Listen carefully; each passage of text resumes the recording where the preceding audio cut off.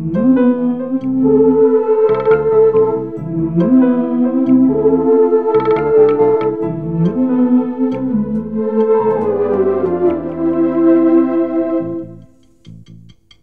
విధి విచిత్రాల నిధి, ఓ విధి విచిత్రాల నిధి, వింత కథల సారథి, ఆశ నిరాశల వారధి, నిరంకుశ నిర్ణయాల నిర్దయవానిధి, ఓ విధి విచిత్రాల నిధి, ఓ విధి విచిత్రాల నిధి.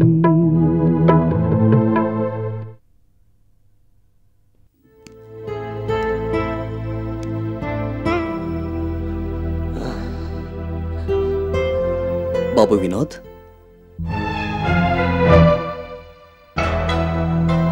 Very good. ఆఫీస్ చాలా బాగుంది. ఇంటిని చూసి ఇల్లాల్ని చూడమన్నట్టు ఆఫీస్ చూస్తే బాస్ సంగతి అర్థమైపోతుంది. Anyhow, you have got a good taste my boy. Keep it up. Business ఎలా ఉంది? మా గ్రానీని ఎందుకు వదిలేశారు చెప్పండి. అది అది నాకు సమాధానం కావాలి. ఎప్పుడో జరిగిన విషయాలు ఇప్పుడు ఎందుకు బాబు? ఎప్పుడో జరిగిన వాటి ఫలితం ఇప్పుడు నేను అనుభవిస్తున్నాను కాబట్టి. ఏంటి బాబు నువ్వు అంటున్నది? తీరుబడిగా తర్వాత ఆశ్చర్యపోతారు గాని ముందు నేను అడిగిన ప్రశ్నకు సమాధానం చెప్పండి. మా గ్రానీని వదిలేసి మీరు ఆవిడకి దూరంగా ఎందుకున్నారు? దానికి చాలా కారణాలున్నాయి. ఏమిటో చెప్పండి. నా స్థాయి ఏమిటో తెలుసుకోకుండా అవసరం కోసం బాగా డబ్బున్న ఓ గొప్పింటి అమ్మాయిని పెళ్లి చేసుకోవడం, ఇంకా అడుగడుగున అపార్థాలు అనుమానాలు భరించలేకపోవడం, ఇంకా వ్యక్తిత్వాన్ని చంపుకోలేకపోవడం, ఇంకా ఏమిటి బాబు ఇంకా ఇంకా అని గుచ్చుగుచ్చు అడుగుతున్నావు? ఆ బాధ ప్రతి క్షణం నా గుండెల్లో గుచ్చుతుంది కాబట్టి అడుగుతున్నాను. చెప్పండి, ఇవే కారణాలా? వేరే ఏమైనా ఉన్నాయా? వేరే ఏముంటాయి బాబు? ఆలోచించండి. తొందరగా జ్ఞాపకం రానివి, మీరు మర్చిపోయినవి, చెప్పాలనుకున్నా చెప్పలేనివి, వినోద్, కేవలం నా దగ్గర మర్చిపోవాలి అనుకుని చెప్పకుండా ఉన్నవి, ఇలా ఎన్నో ఉండొచ్చు కదా. అంతగా చెప్పుకోలేనివి ఏముంటాయి? అదే, బయటి సొసైటీలో పెద్ద మనుషులుగా చలామణి అవుతూ ఎన్నో పనులు చేస్తూ ఉంటాం. కాకపోతే కొన్ని పబ్లిక్గా చేస్తాం, కొన్ని చీకటి చాటున చేస్తాం. అలాంటి పనులు ఏమైనా? నీకెందుకు అనుమానం వచ్చింది? చేశానని ఎవరైనా చెప్పారా? లేకపోతే నా మీద నమ్మకం లేదా? ఎందుకు అంతలా అడుగుతున్నావు? అయినా అంత చీకటి చాటున చేయాల్సిన పనులే ఉంటాయి, చేయాల్సిన అవసరం ఏముంది? ఏమైనా కావచ్చు. ఫర్ ఎగ్జాంపుల్, పెళ్లికి ముందు మీరు ఎవరినైనా ప్రేమించుండొచ్చు. మా గ్రానీని పెళ్లి చేసుకున్న తర్వాత కూడా ఆవిడ్ని మర్చిపోలేక ఆవిడతో చనువుగా తిరిగి ఉండొచ్చు. అది మా గ్రానీకి ఇష్టం లేకపోయి ఉండొచ్చు. లేదంటే మీరు ప్రేమించిన ఆవిడ క్యారెక్టర్ మంచిది కాకపోయి ఉండొచ్చు. ఆ కారణంగా ఆవిడ ఏ పోలీస్ కేసులోనూ ఇరుక్కుంటే క్యారెక్టర్ మంచిది కాదని తెలిసినా ఆవిడ మీద ఉన్న ప్రేమను చంపుకోలేక విడిపించడానికి ట్రై చేసి మీరు అదే కేసులో ఇరుక్కుపోయి ఉండొచ్చు. అది మా గ్రానీకి నచ్చక గొడవ పెడితే ఆ కారణంగా మీరు విడిపోయి ఉండొచ్చు. వయసులో ఉన్నప్పుడు ప్రేమలో పడతాం, అది సహజం. అంత మాత్రాన అనుకునేవి అనుకున్నట్టుగా జరగవుగా. అంటే పెళ్లికి ముందు మీరెవరినో ప్రేమించారన్నమాట. ఆఫీస్కొచ్చి నిన్ను అభినందించి వెళ్దామనుకుంటే ఇన్ని ప్రశ్నలు వేస్తున్నావేంటి బాబు? నువ్వు అడగదలుచుకున్నదేదో సూటిగా స్పష్టంగా అడుగు. చూడండి,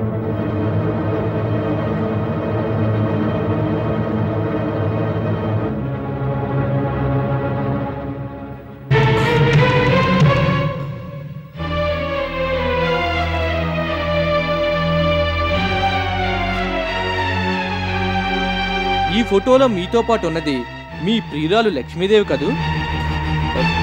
ఎంత ప్రేమించుకున్నా ఇలా పోలీస్ జీపుల్లో తిరగరు కదా. మీ ప్రేమ జంటను చూసి ముచ్చటపడి ఎవరో తీసిన ఫోటోలు ఇవి. దీనికేం సమాధానం చెప్తారు? ఆ ఫోటో వెనుక ఉన్న నిజమేమిటో ఆ భగవంతుడికే తెలుసు. తెలుసుండొచ్చు. కానీ మీరు చేసిన తప్పుడు పనులకి ఆ భగవంతుడు వచ్చి సమాధానం చెప్పడు, మీరే చెప్పాలి. మీ ఇద్దరి మధ్య ఏ సంబంధము లేకపోతే పోలీస్ జీప్లో ఎందుకు అలా కూర్చున్నారు? కళ్ళ ముందు కనిపించేవన్నీ నిజాలు కావు బాబు. నువ్వు అనుకుంటున్న సంబంధం ఏదీ మా మధ్య లేదు. నేను ఏ తప్పు పని చేయలేదు. నైతిక విలువలు కూడా మర్చిపోయి ప్రవర్తించేంత నీచుండి కాదు బాబు నేను. ఆ విషయం మీరు కాదు, బయట వాళ్ళు చెప్పాలి. మీకు మీరు మిస్టర్ క్లీన్ అని సర్టిఫికెట్ ఇచ్చుకున్నా అవతల వాళ్ళు నమ్మాలి కదా. 2 చేతులు కలిస్తేనే చప్పట్లు. మీరిద్దరూ క్యారెక్టర్ లేని మనుషులే కాబట్టి బరి తెగించి రెడ్ హ్యాండెడ్గా పోలీసులకు దొరికిపోయారు. వినోద్, అసలు జరిగిందేమిటో తెలిస్తే నువ్వు ఇలా మాట్లాడు. నా నిజాయితీని నిరూపించుకోవడానికైనా అది నీకు తెలియాలి. కళ్ళ ముందు ఇన్ని సాక్ష్యాలు కనబడుతున్నా ఎందుకు ఇంకా కట్టుకథలు చెప్పాలని చూస్తారు? ఈ విషయాలన్నీ గ్రానీకి తెలిసినా నాతో చెప్పుకోలేక దాచిపెట్టింది. ఇంతకాలం గ్రానీదే తప్పని అనవసరమైన అనుమానాలతో అపార్థాలతో తన బతుకును తనే నాశనం చేసుకుందే అనుకున్నాను. లక్ష్మీదేవి ఉత్తమురాలు గుణవంతురాలని గుడ్డిగా నమ్మాను. ఆ నమ్మకంతోనే గ్రాని వద్దని చెప్పినా కూడా వినిపించుకోకుండా ఆవిడ పంచం చేరాను. నేను నమ్మిందంత అబద్ధమని, గ్రాని చెప్పిందే నిజమని ఈ ఫోటోలు, సాక్ష్యాలు, ఆధారాలు చూశాకే తెలిసింది. మీ ఇద్దరి వల్ల ఇంతకాలం గ్రాని ఎంత నరకం అనిపించిందో నాకు ఇప్పుడు అర్థమైంది. ఇంకా ఎందుకు బుకాయించాలని చూస్తారు? వినోద్, నిజంగా జరిగిందేమిటో తెలియక నన్ను అనుమానిస్తున్నావు. పెద్దవాడనే గౌరవం కూడా లేకుండా నిలదీస్తున్నావు. తప్పు చేశారు కాబట్టి నిలదీస్తున్నాను. ఈ ఫోటోలతో ఇంతకాలం చీకట్లో ఉన్న నిజాలు వెలుగులోకి వచ్చాయి కాబట్టి నిలదీస్తున్నాను. మీరు చేసిన తప్పుకి శిక్ష గ్రాని అనుభవించింది. భర్త ఉన్నా లేనట్టుగానే బ్రతికింది. తర్వాత భర్తకు దూరంగా ఉంటూ మా అమ్మ అనుభవించింది. ఇలా ఎన్ని తరాలు ఈ శిక్ష అనుభవించాలి?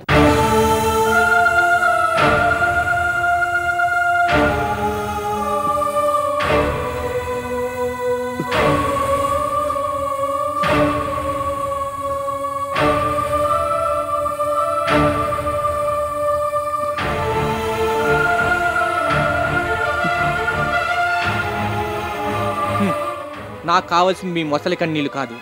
వాటితో నా గుండె మంటను చల్లార్చడానికి ప్రయత్నించకండి. ఇంతకాలం మంచివాళ్లుగా, మానవత్వం ఉన్న మనుషులుగా కనిపిస్తూ అద్భుతంగా నటించారు. కన్నీళ్లు కారుస్తూనే అందరినీ మోసం చేశారు. వయసు మీద పడ్డా ఇంకా ఎందుకు ఈ నాటకాలు? వినోద్, నువ్వు నా మనవడివి. నీ దగ్గర నేనెందుకు ఆడతాను నాటకాలు?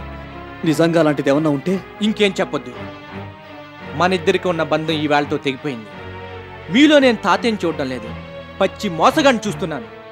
మాటల్లో మీరెంత అభిమానాన్ని కురిపిస్తున్నా నాకు మాత్రం మా గ్రాని, మా అమ్మ అనిపించిన నరకమే కనిపిస్తోంది. మీ మనవన్నైనందుకు రేపు నా పరిస్థితి అంతే. అంచేత తాతయ్యననే మమకారంతో కానీ, తాతయ్యననే సంబంధంతో కానీ ఇంకెప్పుడు ఇటువైపు రావద్దు. ఈ కట్టుకథలన్నీ సంజయ్కి చెప్పి తన్ని ఇంకా మభ్యపెట్టొద్దు.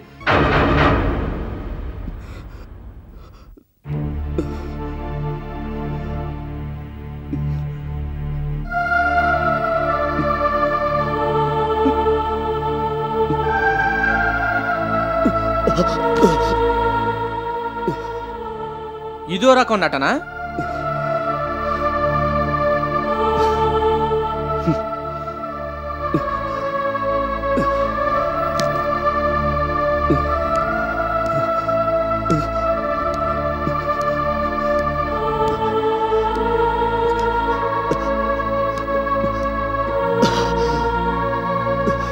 తడుముకుంటున్నారు. తోడుగా ఉండడానికి లక్ష్మీదేవి గారిని పిలిపించమంటారా?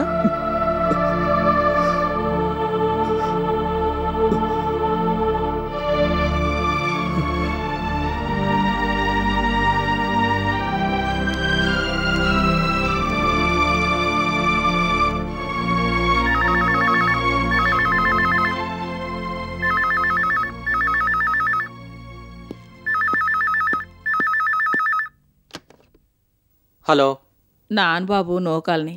ఏంటి నోకాలు? అమ్మమ్మ గారికి ఒంటో బాగా లేదు. ఇయ్యాలంతా పడుకొనే ఉన్నారు. తమరినే కలవరెత్తున్నారు. తమరు ఒక పాలు రావాలి బాబు. అలాగే నోకాలు, వెంటనే వస్తున్నాను.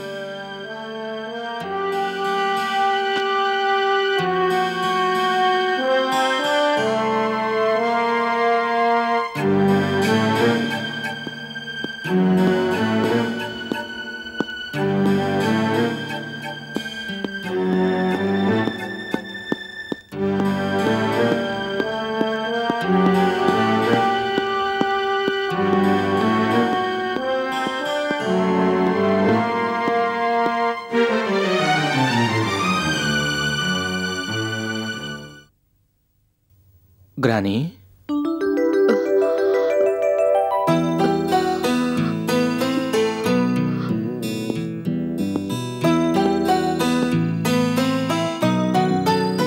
ఏమైంది గ్రాని? నీకు ఒంట్లో బాగోలేదని నూకాలు ఫోన్ చేస్తే వెంటనే బయలుదేరి వచ్చేసాను. ఎందుకు బాబు నీ పని పాడు చేసుకుని వచ్చా?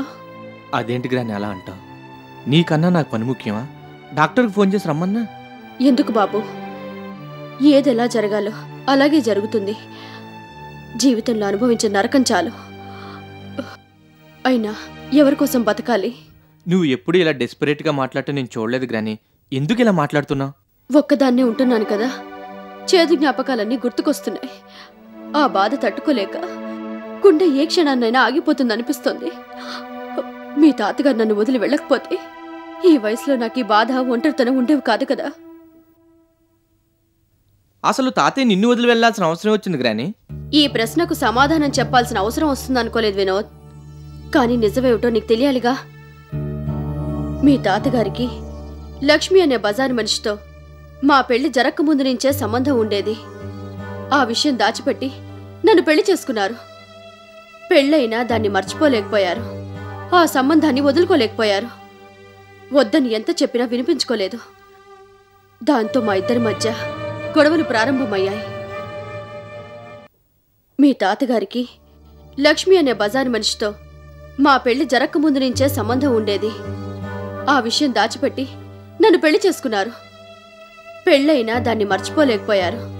ఆ సంబంధాన్ని వదులుకోలేకపోయారు. వద్దని ఎంత చెప్పినా వినిపించుకోలేదు.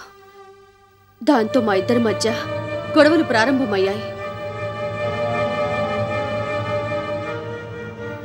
ఆ రోజు నేనెప్పటికీ మర్చిపోలేను. మీ అమ్మకి 3 రోజుల నుంచి జ్వరం, ఒళ్ళు కాలిపోతోంది. ఒంటి మీద స్పృహ లేకుండా మంచం మీద పడుకునుంది. మధ్యలో నాన్న నాన్న అంటూ కలవరిస్తోంది. ఆయన్ని చూడకపోతే చచ్చిపోతుందనే భయం. చూస్తూ చూస్తూ పిల్లని చంపుకోలేక అర్ధరాత్రి ఆయన వెతుక్కుంటూ బయలుదేరాను. ఒక లాడ్జిలో ఉన్నారని తెలిసి అక్కడికి వెళ్ళాను. గంట క్రితమే ఆయన్ని లక్ష్మీదేవిని లాడ్జిలో పోలీసులు అరెస్ట్ చేసి తీసుకెళ్లారని చెప్పారు. గుండె పగిలేలా ఏడ్చాను. ఒక పక్క పిల్ల చచ్చిపోతుందనే భయం, మరో పక్క నా జీవితం నాశనం అయిపోతుంది అనే భయం. అదృష్టం బాగుండి మీ అమ్మ బతికింది. నా బతుకు మాత్రం నాశనం అయిపోయింది. పోలీసులకు దొరికిపోయినా ఆయన బుద్ధి మాత్రం మారలేదు. ఇప్పటికైనా దాన్ని వదిలేయండి అని మొత్తుకున్నాను, కానీ వినలేదు. మీ అమ్మని నన్ను వదిలేసి లక్ష్మీదేవి కోసం ఇల్లు వదిలి వెళ్ళిపోయారు. అనవసరంగా తాతయ్య విషయం అడిగి నిన్ను బాధ పెట్టాను. సారీ గ్రాని. ఎప్పుడు హ్యాపీగా ఉండేదానివి, నీలో ఇంత బాధ ఉందని నాకు తెలీదు. ఎలా తెలుస్తుంది బాబు? గ్రాణి నవ్వులే చూసావు గాని కన్నీళ్లు చూడలేదు. గ్రాణి పొగరే చూసావు తప్ప పగిలిన గుండె ముక్కల్ని చూడలేదు. ఆ లక్ష్మీదేవి ఆయన కలిసి ఎంతలా నన్ను మోసం చేశారో, ఎంత మానసిక క్షోభ అనుభవించేలా చేశారో నీకు తెలీదు. ఇంతవరకు తెలియదు గ్రాని, కానీ ఇప్పుడు తెలిసింది. మా ఆఫీస్కి ఎవరో ఫోటోలు పంపించారు.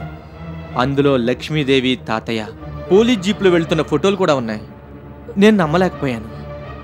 ఇప్పుడు నువ్వు చెప్పిందంతా వింటుంటే నిన్ను ఇంతగా బాధ పెట్టినందుకు ఆ ఇద్దరిని షూట్ చేసి పారేయాలనుంది. పోన్లే బాబు, ఎవరు చేసిన పాపం వాళ్లే అనుభవిస్తారు. ఆ ఫోటోలు చూడకపోతే నాకు ఇన్ని నిజాలు తెలిసేవి కాదు గ్రాని. ఇంతకు ఆ ఫోటోలు ఎవరు పంపించారో అర్థం కావడం లేదు. లక్ష్మీదేవి భ్రమలో పడి నువ్వు కూడా పక్కదారి పడుతుంటే చూడలేక నిన్న ఊబిలోంచి బయటికి లాగడానికి ఎవరో పుణ్యాత్ముడు పంపించుంటాడు. లేకపోతే నీ గ్రాణి మంచితనం తెలియడానికి ఆ దేవుడే మనిషి రూపంలో వచ్చి ఇచ్చుంటాడు. అయినా ఎవరు పంపిస్తే ఏంలే, నిజం నీకు తెలిసిందిగా, అది చాలు. ఫోటోలు చూసావు కాబట్టి నమ్మేవు గాని అదే నేను చెప్తే నమ్మేవాడివా వినోద్? అంత మాట అనకు గ్రాని. నిన్ను అర్థం చేసుకోలేక ఎవరో చెప్పిన మాటలు విని నీకు దూరం అయ్యాను. మా అమ్మ చనిపోయినప్పుడు నువ్వు ఉండమని అడిగినా కాదని వెళ్ళిపోయాను.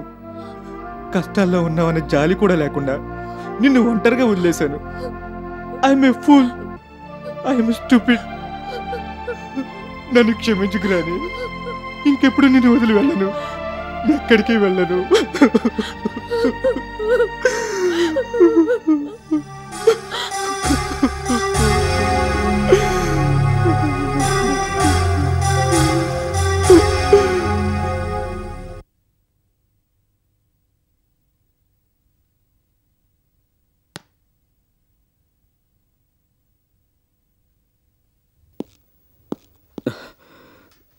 వద్దు డాక్టర్, నాకే ఇంజెక్షన్ వద్దు, నాకు ఈ మందులు మాకులు ఏమీ వద్దు. నన్ను ఇలా వదిలేయండి చాలు. చలసాని గారు, మీ హెల్త్ కండిషన్ మీకు తెలిసి కూడా ఎందుకంత మొండిగా ప్రవర్తిస్తున్నారో నాకు అర్థం కావట్లేదు. ఇందులో అర్థం కావడానికి ఏముంది డాక్టర్? ఈ మందులు ఇంజెక్షన్లు దేనికి? ట్రీట్మెంట్ పేరుతో చిత్రహింసలు దేనికి? నన్ను బతికించడానికే కదా. కానీ నేను బతకాలనుకోవడం లేదు. I want to die. Please leave me alone. Chalasani గారు, మీరు డిప్రెషన్లో మాట్లాడుతున్నారు. లైఫ్ అన్నాక ఎన్నో ప్రాబ్లమ్స్ ఉంటాయి.